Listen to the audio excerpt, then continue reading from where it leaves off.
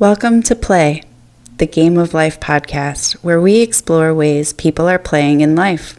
We discover activities that are messy or loud, others that are quiet and methodical, some that are just kind of weird, all in the name of play.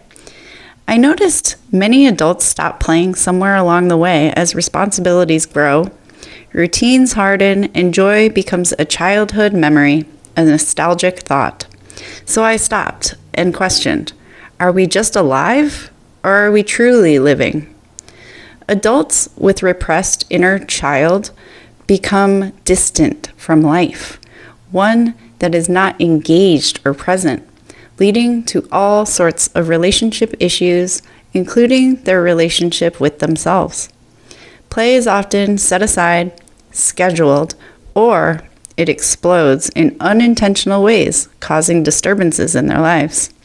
So I thought, what if play isn't childish? What if it's actually a basic human need? What if it's a skill that we can consciously incorporate into our lives? My book, The Game of Life, Alive or Living, is a practical guide for incorporating play into daily life. Play becomes a way of life, a way to be joyful and connected in family life, romance, the workplace, and in nature. It pushes readers to overcome the obstacles they create to fully engage in joyful presence, reigniting mundane daily routines into fully lived experiences. Be sure to order your copy now from Amazon. The link is in the episode description. These podcast episodes offer hobbies and activities to inspire new ways for you to get out and play. In this episode, we explore how structure can create freedom with Zentangle, the art of structured play.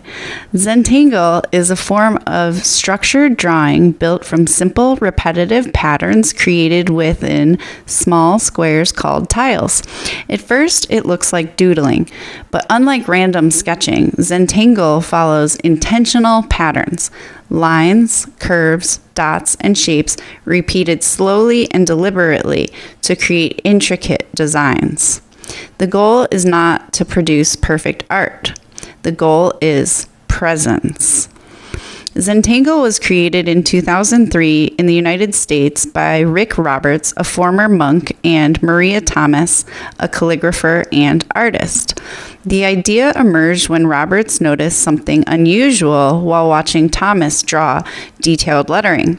She became completely absorbed in the process, calm, focused, and deeply attentive. Time seemed to disappear. They recognized that the act of drawing repetitive patterns created a meditative state similar to mindfulness practices. Together, they developed a method that allowed anyone, regardless of artistic skill, to experience the same focused calm. They called it Zentangle, a combination of Zen, suggesting awareness, and tangle, referring to interwoven patterns. This is very similar to mandala drawing. What makes Zentangle unique is structure.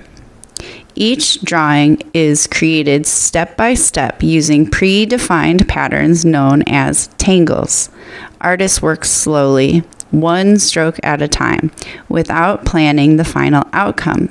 There is no erasing, no correcting, no mistakes. Every line becomes part of the design. This philosophy removes one of the biggest barriers to creativity, fear of doing it wrong. Instead of chasing perfection, participants learn to respond to whatever appears on the page. The process mirrors life itself. Progress happens through participation, not control.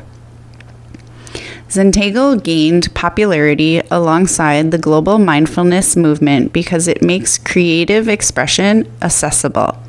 You don't need expensive materials. You don't need talent. You don't even need experience in drawing. A pen, a simple piece of paper, and a few minutes of attention are enough. Because the drawings are small, the activity feels manageable.